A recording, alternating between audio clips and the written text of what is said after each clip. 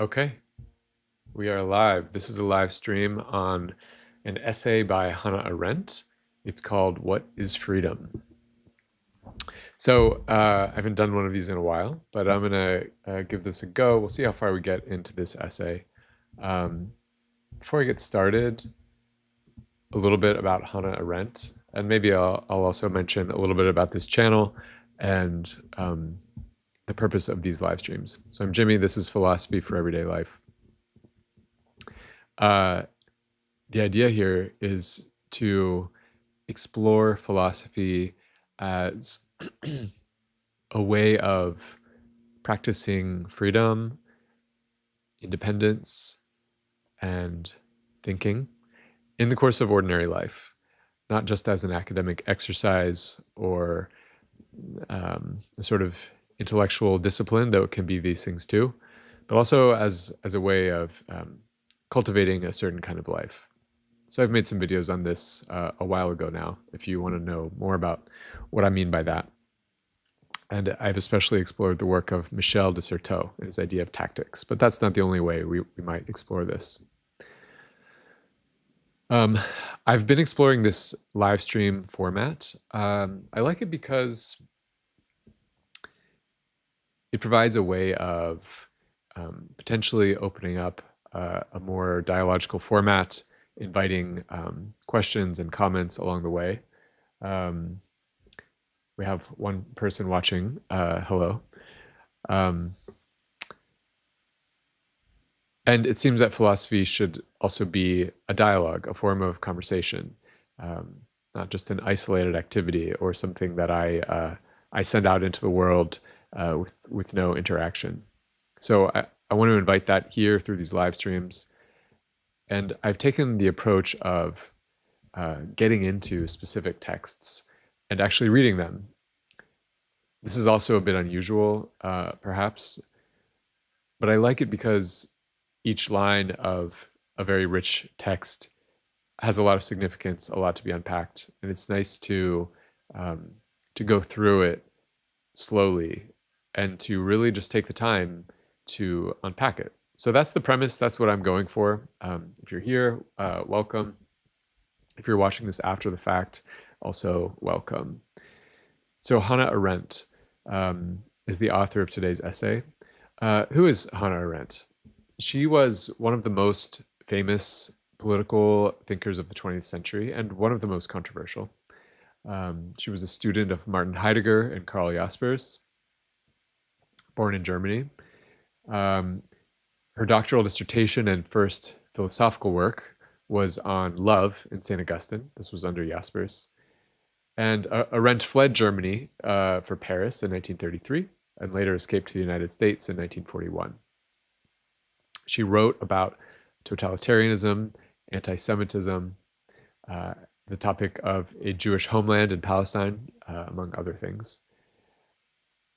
Interestingly, while Arendt embraced the idea of a Jewish homeland in Palestine, she rejected the idea of a sovereign Jewish state. So that was enough to make her unpopular with almost everyone, as you can imagine. In 1951, she published The Origins of Totalitarianism. And in 1963, she published Eichmann in Jerusalem. And this latter work was controversial for portraying Eichmann. And just a word about Adolf Eichmann. He was a Nazi lieutenant colonel who was kind of in charge of the logistics of the Holocaust. In other words, he was the person who scheduled all the trains and made everything work efficiently. And Arendt had requested to report on his trial in Jerusalem. And she wrote this book, Eichmann in Jerusalem. It was published in 1963. And it was controversial for portraying Eichmann not as a moral monster, but as a person characterized by thoughtlessness. And this led Arendt to coin the phrase, the banality of evil. In other words, she was saying that evil is not necessarily remarkable or obvious or extreme, but it results from an ordinary kind of thoughtlessness. So Arendt was widely criticized for this portrayal of Eichmann for a lack of loyalty to the Jewish state, and for maybe giving him too easy a break. After she came to the United States, Arendt taught at many American universities, including Princeton, Berkeley, Columbia, and Northwestern, but she refused tenure-track appointments. And her last and unfinished work, The Life of the Mind, explores the idea of thinking in great detail. And I love a passage from that work where she writes, "Unthinking men, unthinking persons are like sleepwalkers. When everybody is swept away unthinkingly by what everybody else does and believes in, those who think are drawn out of hiding because their refusal to join in is conspicuous and thereby becomes a kind of action.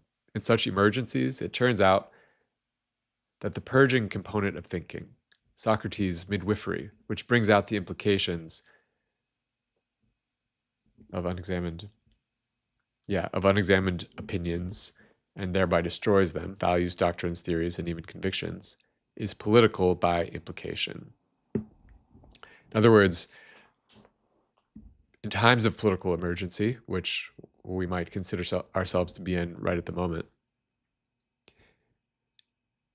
she speaks of Socrates' midwifery, this kind of giving birth to thought, giving birth to ideas, bringing out the implications of unexamined opinions. It's political by implication. So you can already see that thinking is really essential, really critical to Arendt's idea of what it means to be political or to have a healthy political life, a healthy political culture. And thinking is not, we might distinguish it from intellectualizing, it's kind of just like playing with abstractions or verbal banter, playing this sort of academic game. That's not what Arendt means by thinking. She means, she speaks of an inner dialogue with oneself, of engaging conscience. She says what a previous age would have called the voice of God. It's this attentiveness to this inner dialogue with oneself, and this connection to reality, this awareness of others and their perspective. This is what she thought Eichmann was just totally missing. It was totally absent from his personality. And she said you could tell by his speech. She said he was incapable of uttering any word or any phrase that was not a complete cliche, which again reminds me so much of what's happening today in our political situation. So thinking is really, really critical for Arendt, but she was also deeply concerned with freedom, which she thought of as action in the world. And that leads us into this essay that we'll look at today. I'm going to just minimize this. What is freedom? This is an essay that Arendt published in 1960. So she writes, "To raise the question, what is freedom, seems to be a hopeless enterprise.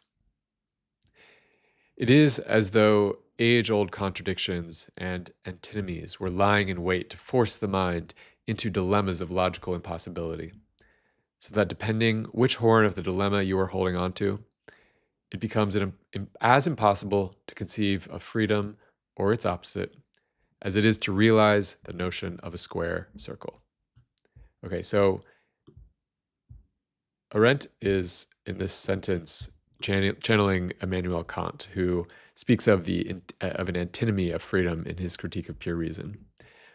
Amazingly, Arendt read Kant as a teenager, which, I don't know, just speaks to her brilliance, I think. But she's channeling an argument of Kant, where he says, on the one hand, if we think of the universe as a deterministic place that's governed by the laws of physics, we have to assume that there's no freedom, because everything is determined, everything has a cause. On the other hand, it's impossible for us to really imagine ourselves as fully determined. We can't help thinking of ourselves as free, as morally responsible, as the cause of our own actions. in a way that is not physically determined, that's not subject to this kind of causal determinism of the natural world. This is, in very brief, that's Kant's antinomy. And Arendt is commenting on this. In its simplest form, the difficulty may be summed up as the contradiction between our consciousness and conscience,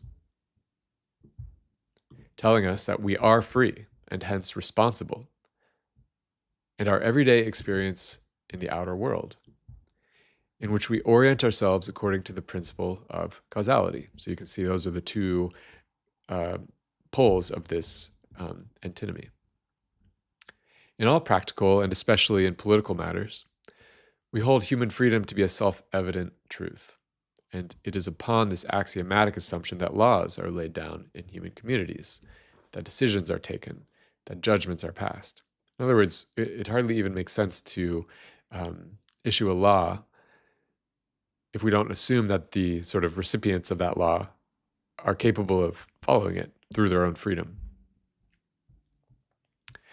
In all fields of scientific and theoretical endeavor, on the contrary, we proceed according to the no less self-evident truth of nihil ex nihilo, nothing out of nothing, of nihil sine causa, nothing without a cause.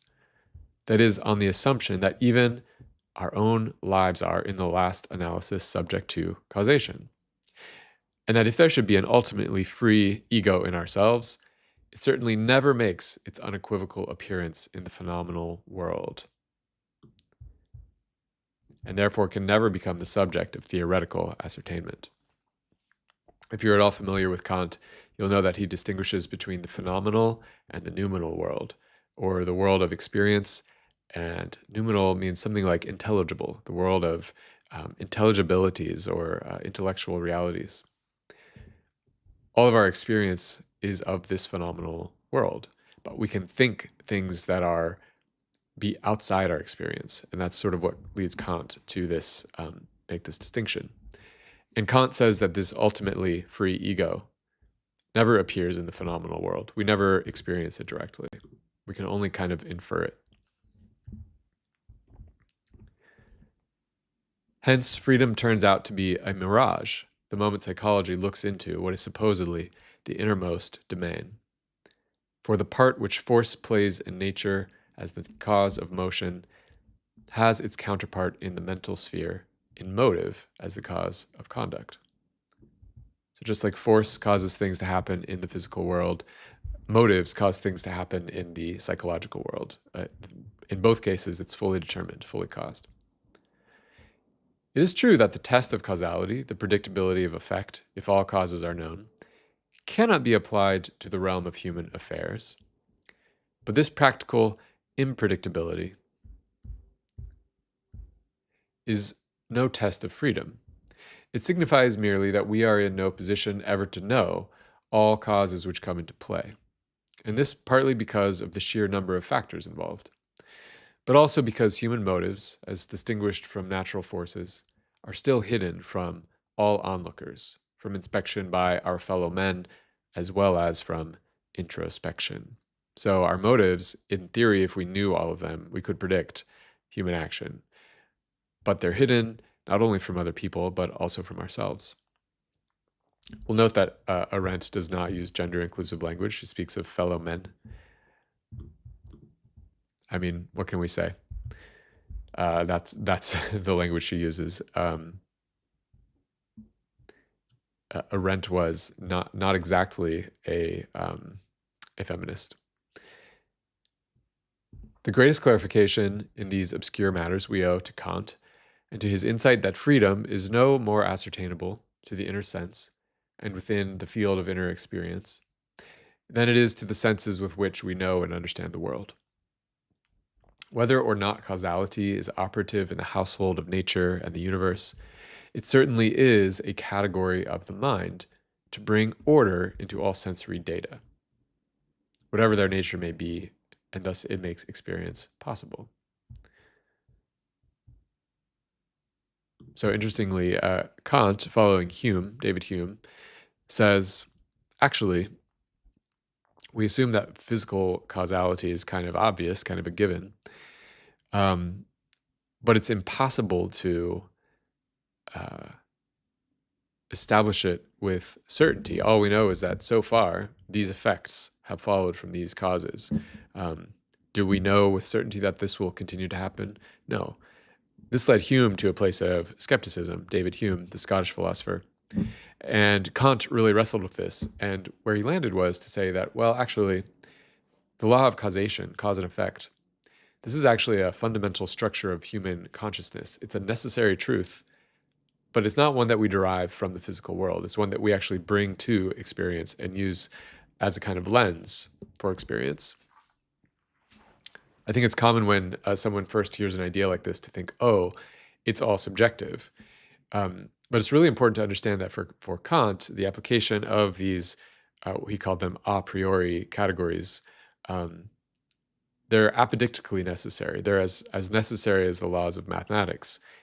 It's just that we don't get them out of experience. They are something we bring to experience. Hence, the antinomy between practical freedom and theoretical non-freedom, both equally axiomatic in their respective fields, does not merely concern a dichotomy between science and ethics, but lies in everyday life experiences from which both ethics and science take their respective points of departure. It is not scientific theory, but thought itself, in its pre-scientific and pre-philosophical understanding, that seems to dissolve freedom on which our practical conduct is based into nothingness. Okay, so why is she saying it's not scientific theory, but thought itself that seems to make freedom, turn freedom into sort of nothing? She explains, for the moment we reflect upon an act which was undertaken under the assumption of our being a free agent, it seems to come under the sway of two kinds of causality. Okay? Of the causality of inner motivation on one hand, and of the causal principle which rules the outer world on the other.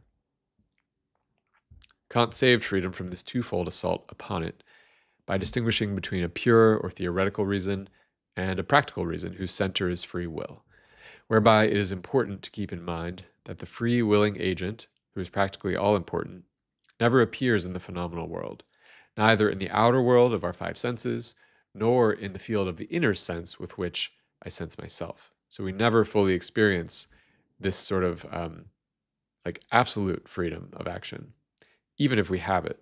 It's not something we can identify by experience.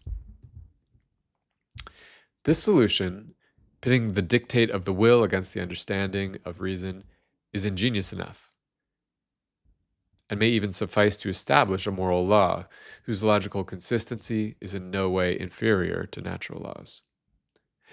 But it does little to eliminate the greatest and most dangerous difficulty, namely, that thought itself, in its theoretical as well as its pre-theoretical form, makes freedom disappear, quite apart from the fact that it must appear strange, indeed, that the faculty of the will, whose essential activity consists in dictate and command, should be the harborer of freedom.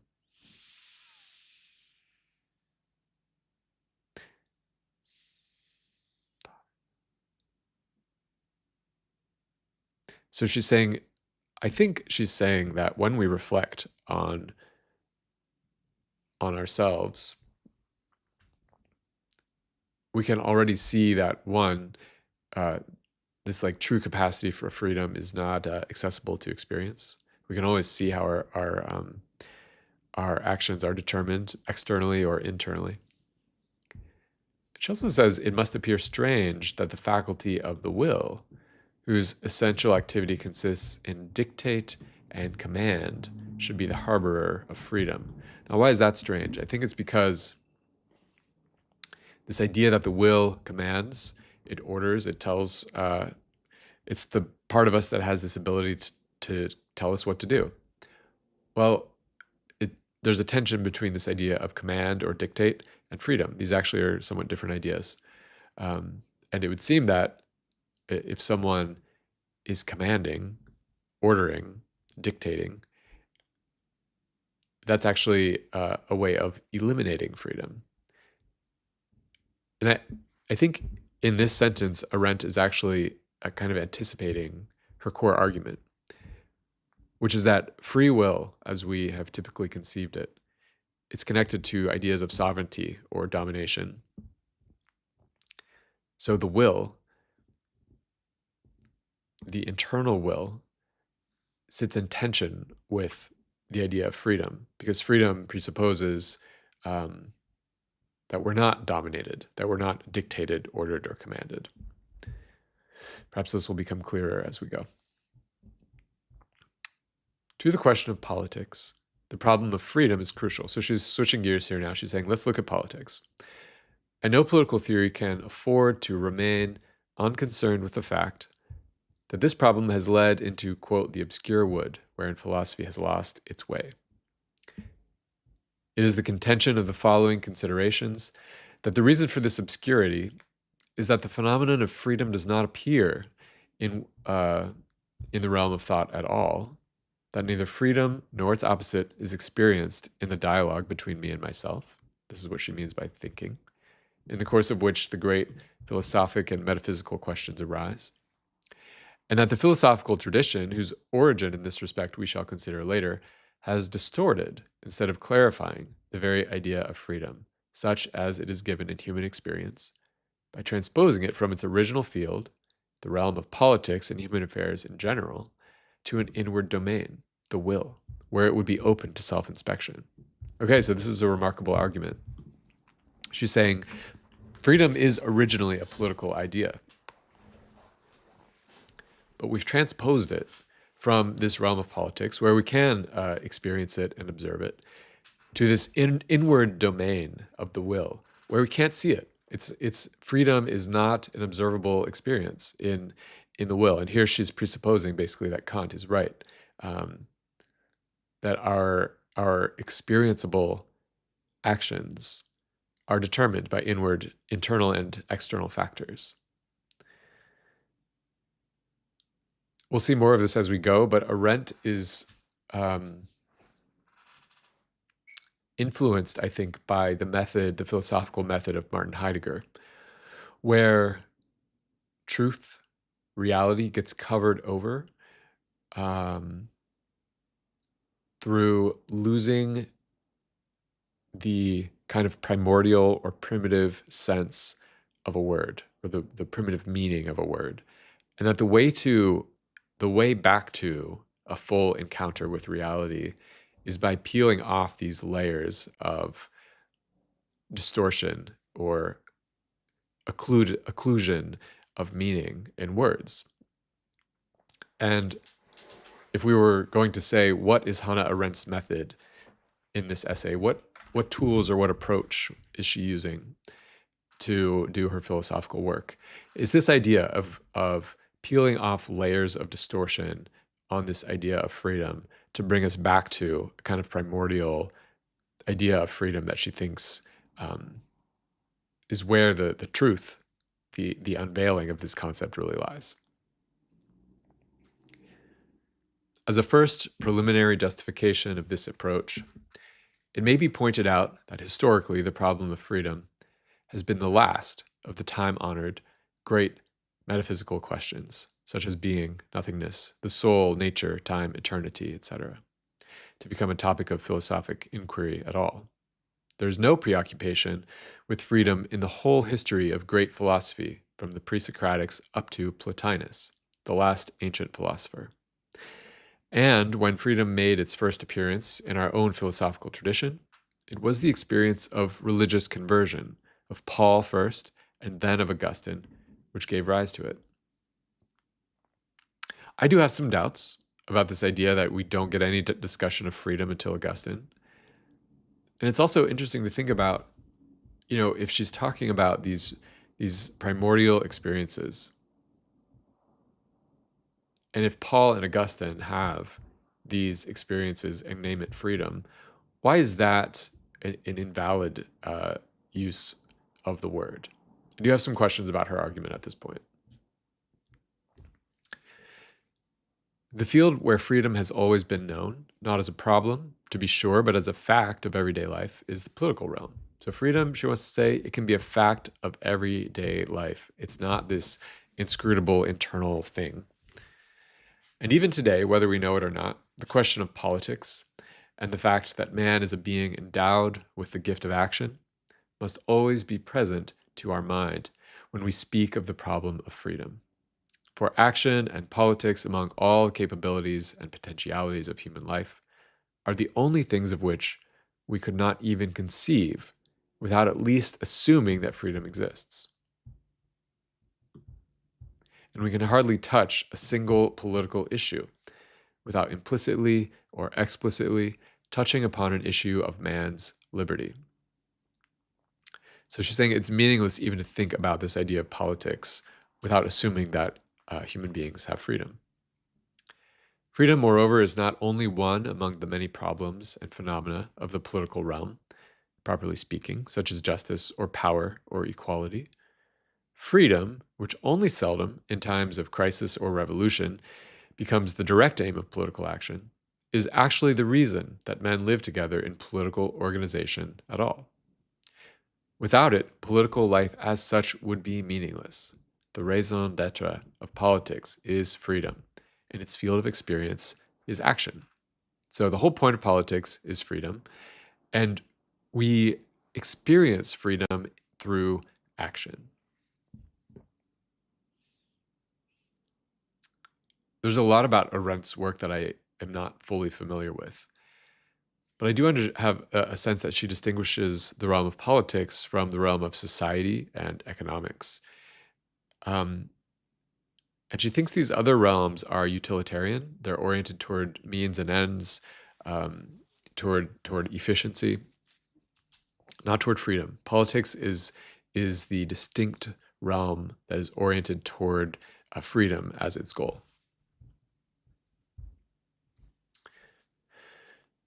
This freedom, which we take for granted in all political theory, and which even those who praise tyranny must still take into account, is the very opposite of inner freedom. The very opposite. It's not just different, but opposed. The inward space into which men may escape from external coercion and feel free. So she wants to say, look, politics is not about feeling free. It's not about escaping into an internal world where you can sort of be free no matter what. It's about acting freely. This inner feeling remains without outer manifestations, and hence is by definition politically irrelevant. Whatever its legitimacy may be, and however eloquently it may have been described in late antiquity, it is historically a late phenomenon, and it was originally the result of an estrangement from the world, in which worldly experiences were transformed into experiences within one's own self. I think Arendt has in mind especially Stoicism, with its kind of indifference to outer circumstance in favor of the cultivation of inner freedom, apatheia. I think it would be worthwhile to trace some of these ideas linguistically and conceptually, because when Arendt says that there's no concern with freedom in philosophy before Augustine, I wonder whether we would find it under a different name, for example, in the Stoic idea of apatheia. But it's really significant that she talks here about estrangement from the world on this last page, because the idea of worldlessness is a core part of Arendt's political analysis. She speaks of worldlessness and also of statelessness, of persons who lack a state, lack a place, and who basically are turned into, they become disposable at that point. That's her analysis of how we got to something like the Holocaust. And of course, we can extrapolate from there to think about the experience of Palestinians in Gaza more recently, and of migrants in the United States, also in this condition of worldlessness or statelessness. The experiences of inner freedom are derivative in that they always presuppose a retreat from the world, where freedom was denied, into an inwardness to which no other has access. The inward space where the self is sheltered against the world must not be mistaken for the heart or the mind, both of which exist and function only in interrelationship with the world. So the heart and the mind, she's not critical of the idea of inward experience in general, but she's critical of the idea that there's this realm of internal freedom that is totally disconnected from the world. And if you go back to her ideas about Eichmann, you can see that she would view Eichmann as someone who really lacked this sense of relatedness to the world. Not the heart and the mind, but inwardness as a place of absolute freedom within one's own self was discovered in late antiquity by those who had no place of their own in the world and hence lacked a worldly condition, which from early antiquity to almost the middle of the 19th century was unanimously held to be a prerequisite for freedom. They had no place of their own. We might also think of someone like Friedrich Nietzsche and his idea of slave morality. This abandonment of the world in favor of an absolute inner freedom. It's what allows for a kind of contentment with a lack of freedom in the world, with a lack of place in the world. The derivative character of this inner freedom, or of the theory that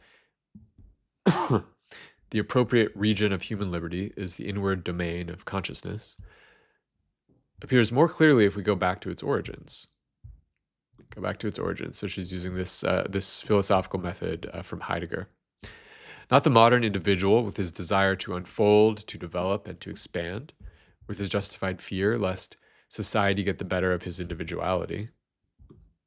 Here we're talking about authenticity as a moral ideal, with his emphatic insistence on the importance of genius and originality, but the popular and popularizing sectarians of late antiquity. She's saying it's not the modern, expressive, individualist self, to use the language of Charles Taylor, but the sectarians of late antiquity, the period from, say, the first to the 3rd or 4th centuries, Common Era, who have hardly more in common with philosophy than the name, are representative in this respect. Thus, the most persuasive arguments for the absolute superiority of inner freedom can still be found in an essay of Epictetus, a Stoic, who begins by stating that free is he who lives as he wishes, a definition which oddly echoes a sentence from Aristotle's Politics, in which the statement, freedom means the doing what a man likes, is put in the mouths of those who do not know what freedom is. Epictetus then goes on to show that a man is free if he limits himself to what is in his power, if he does not reach into a realm where he can be hindered. The science of living consists in knowing how to distinguish between the alien world over which man has no power and the self of which he may dispose as he sees fit. So already I think Arendt's narrative, her historical analysis, is getting a little muddied because earlier she said it was Augustine who really introduced this idea of freedom. But now she's saying, no, we get it in Epictetus, who was a bit earlier. I should have looked up the dates, but I think a couple hundred years earlier. But you can see that Arendt really doesn't like this idea that freedom is something that extends only over the self. And if you think about this in the context of her worries about totalitarianism, about statelessness, worldlessness, she's concerned that an idea of freedom that is content to let the world be what it is and is concerned only with internal freedom. It allows these political forms of domination to develop unhindered or unopposed, and she's concerned about that.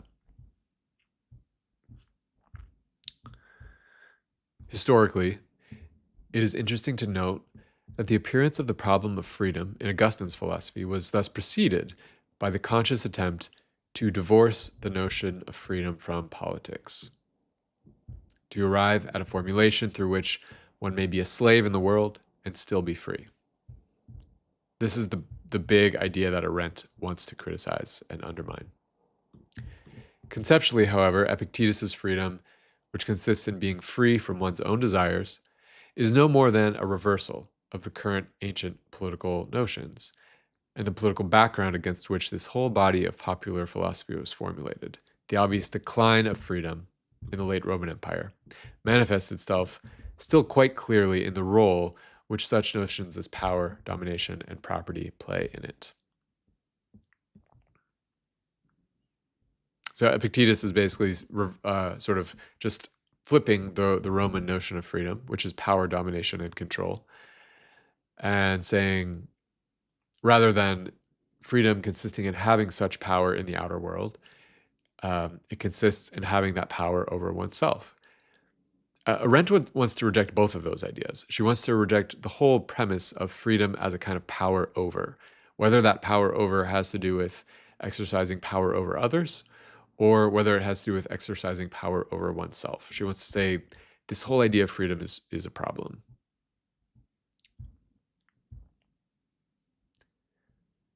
According to an ancient understanding, man could liberate himself from necessity only through power over other men. This is the idea she's criticizing.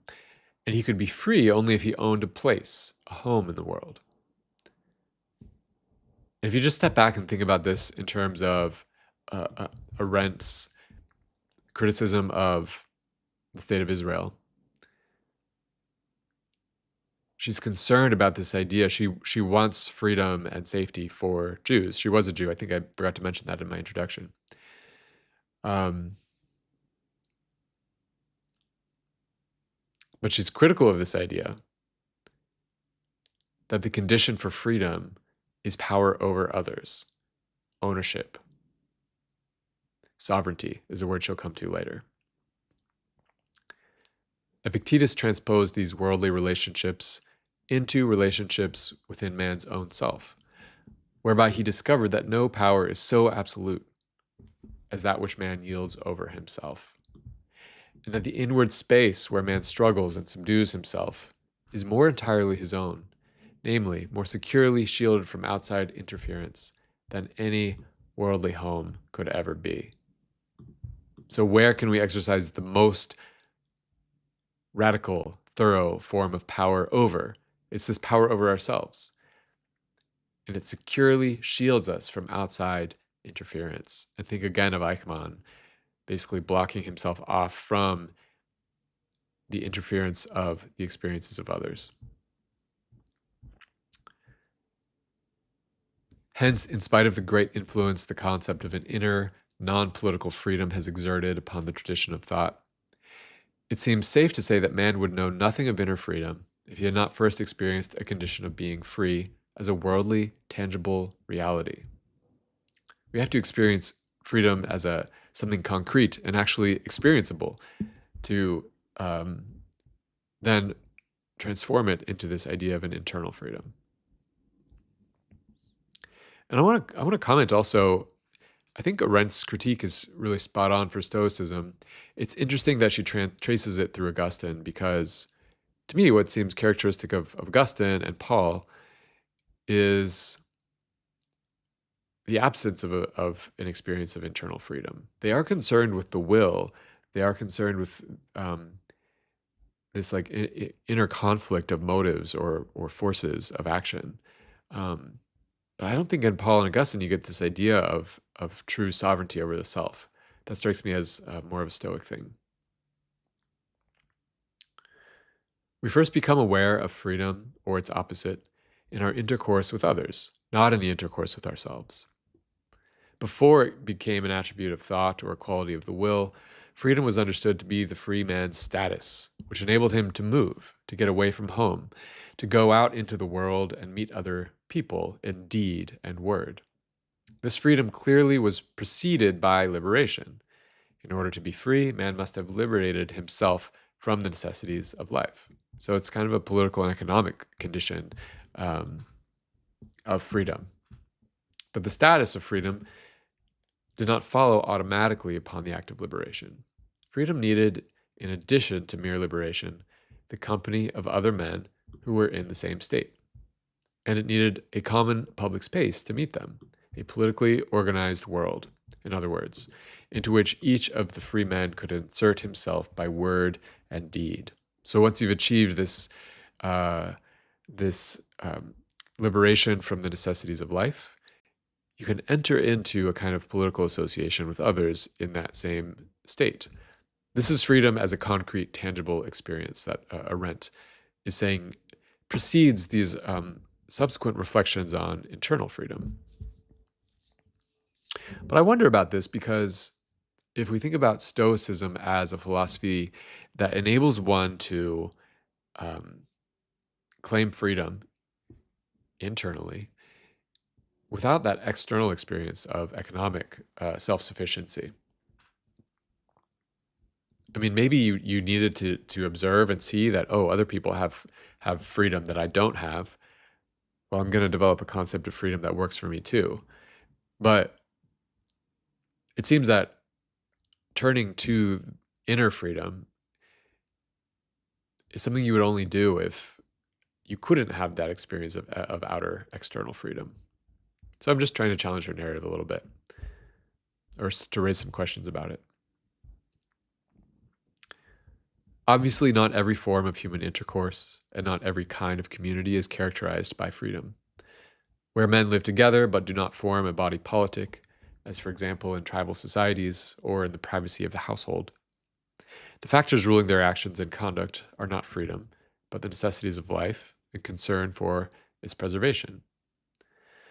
Moreover, wherever the man-made world does not become the scene for action and speech, as in despotically ruled communities which banish their subjects into the narrowness of the home and thus prevent the rise of a public realm, freedom has no worldly reality. So we need a public realm, a place where people can gather in order for freedom to be a reality.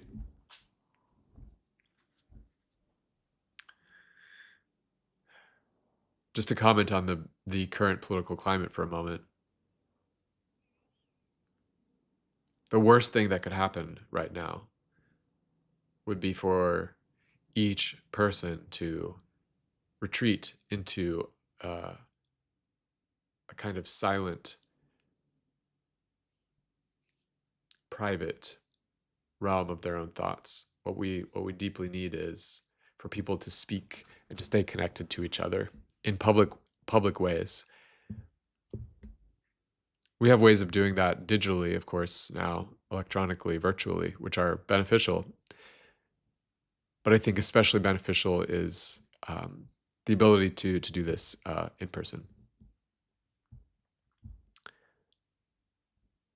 Without a politically guaranteed public realm, freedom lacks the worldly space to make its appearance.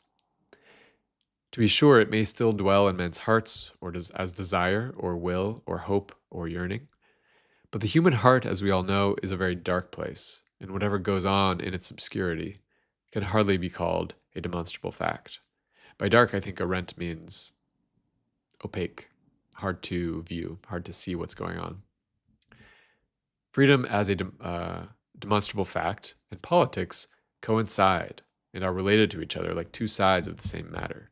So freedom and politics are inherently intrinsically related. Yet it is precisely this coincidence of politics and freedom which we cannot take for granted in the light of our present political experience. The rise of totalitarianism. This is Arendt's concern, to develop an account of freedom, a way of, not just an account, an abstract account, but a way of thinking about, a way of approaching freedom that would resist totalitarian politics. Totalitarianism is claimed to having subordinated all spheres of life to the demands of politics, and its consistent non-recognition of civil rights, above all the rights of privacy and the right to freedom from politics, makes us doubt not only the coincidence of politics and freedom, but their very compatibility. Can politics and freedom go together if totalitarianism is all we're seeing available as a political form. We are inclined to believe that freedom begins where politics ends, because we have seen that freedom has disappeared when so-called political considerations overruled everything else. So she's saying, it seems like the more politics you have, the less freedom is possible. Was not the liberal credo, the less politics, the more freedom, right, after all? And you can think here of the kind of Republican idea of keeping the government out of life as much as possible. Is it not true that the smaller the space occupied by the political, the larger the domain left to freedom or libertarianism? Indeed, do we not rightly measure the extent of freedom in any given community by the free scope it grants to apparently non-political activities?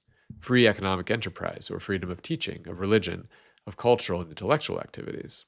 Is it not true, as we all somehow believe, that politics is compatible with freedom only because, and insofar as, it guarantees a possible freedom from politics? You can tell by her rhetorical questions that she's challenging this idea. And I think to understand the nature of the challenge, we have to recognize that Arendt thinks of politics as an activity. It's not being ruled by the government or the state or bureaucrats. Politics is something that we participate in. This definition of political liberty as potential freedom from politics is not urged upon us merely by our most recent experiences. It has played a large part in the history of political theory. We need go no farther than the political thinkers of the 17th and 18th centuries, who more often than not simply identified political freedom with security. Okay? So it's not just modern totalitarianism, but the history of political theory in which freedom is thought of as security. The highest purpose of politics, the end of government, was the guarantee of security. Security, in turn, made freedom possible, and the word freedom designated a quintessence of activities which occurred outside the political realm. So freedom is something you do away from politics, but it's something that politics secures for you. Even Montesquieu, who's going to be one of Arendt's heroes in this narrative, though he had not only a different but a much higher opinion of the essence of politics than Hobbes or Spinoza, could still occasionally equate political freedom with security. The rise of the political and social sciences in the 19th and 20th centuries has even widened the breach between freedom and politics. For government, which since the beginning of the modern age had been identified with the total domain of the political, was now considered to be the appointed protector, not so much of freedom as of the life process, the interests of society and its individuals. If you remember, she distinguishes society and politics. Security remained the decisive criterion, but not the individual's security against violent death, as in Hobbes, where the condition of all liberty is freedom from fear, but a security which should permit an undisturbed development of the life process of society as a whole. So this is what we get in the development of the social sciences. This life process is not bound up with freedom, but follows its own inherent necessity. And it can be called free only in the sense that we speak of a freely flowing stream. Here, freedom is not even the non-political aim of politics, but a marginal phenomenon, which somehow forms the boundary government should not overstep, unless life itself and its immediate interests and necessities are at stake. So she's talking about why do we think that freedom and politics don't go together? She says, well, there's the experience of modern totalitarianism, which can lead us to think or to feel that as politics grows and expands, freedom diminishes. That these are kind of mutually exclusive things, experiences, realms. She's also noticing this emphasis on security that emerged in political theory, which then kind of transformed into a concern with what she's calling life processes, just the unfolding and development of the lives of individuals and of society as a collective. It has a kind of necessity. It follows a kind of social laws. And in this view, freedom is marginal, it's epiphenomenal. Freedom as a form of action is really not a concern of sociology, is what Arendt is arguing. Thus, not only we who have reasons of our own to distrust politics for the sake of freedom, but the entire modern age has separated freedom and politics. So Arendt is saying our whole pattern of thought in the modern world we've lost this ability to think of freedom and politics as deeply related. Again, this sounds a lot like Heidegger. We've lost touch with something. I could descend even deeper into the past and evoke older memories and traditions. The pre-modern secular concept of freedom certainly was emphatic in its insistence on separating the subject's freedom from any direct share in government. The people's liberty and freedom consisted in having the government of those laws by which their life and their goods may be most their own. 'Tis not for having share in government, that is nothing pertaining to them. And this is Charles I from his speech. He summed it up in his speech from the scaffold. So freedom means you have a government which establishes laws that allows you to have your life and your goods. Again, it's the separation of politics and freedom.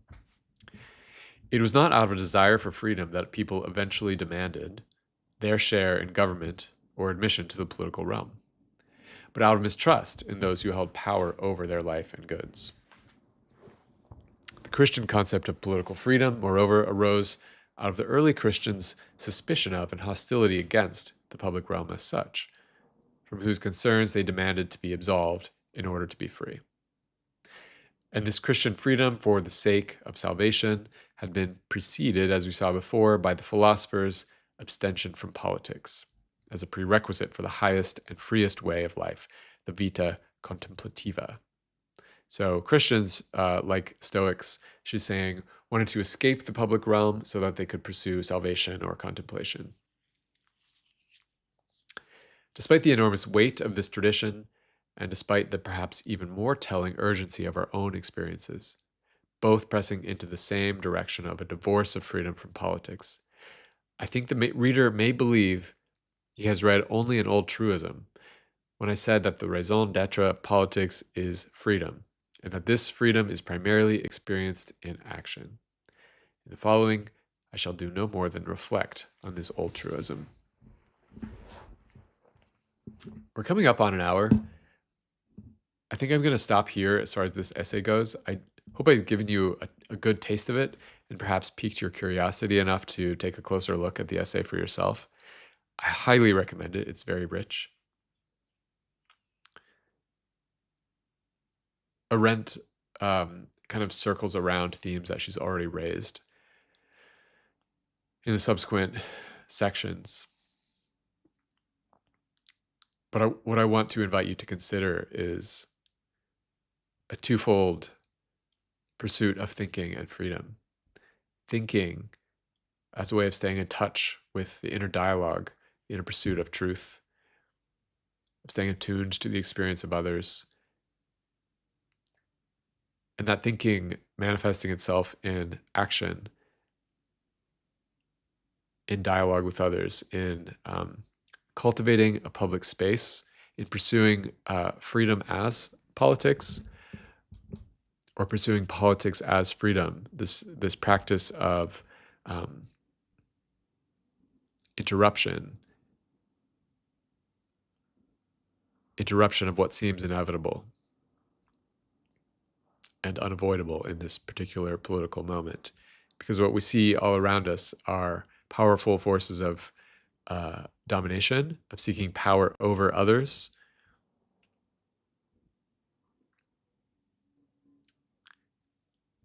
And what Arendt is calling us to is to freedom as, I think, first as thinking, simply recognizing those forces for what they are and not being swept along by them.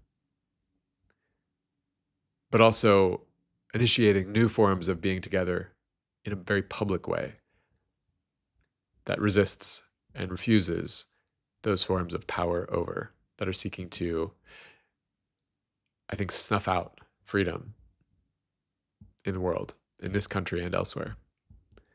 So I invite you to consider that, and I hope you feel inspired both to think and to act with freedom. So until next time, carpe diem.